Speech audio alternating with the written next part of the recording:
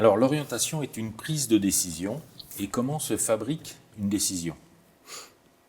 C'est vrai qu'on est dans une transition, c'est-à-dire qu'on engage les élèves à faire des projets, faites-en beaucoup, et puis arrive un moment, il faut bien choisir. Et du coup, l'étau se resserre, et j'aime bien la phrase de Lebon qui dit que finalement, le jugement est supérieur à la décision.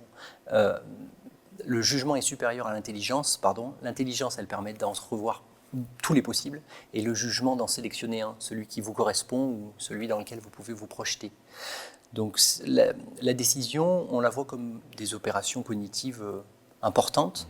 Donc ça demande une vraie réflexion, un vrai accompagnement. Et en même temps, on s'aperçoit que quand des jeunes souhaitent rejoindre un BTS, souhaitent poursuivre, ils n'y vont pas pour les mêmes raisons. Quand un élève répare un tracteur, il ne le répare pas pour les mêmes raisons.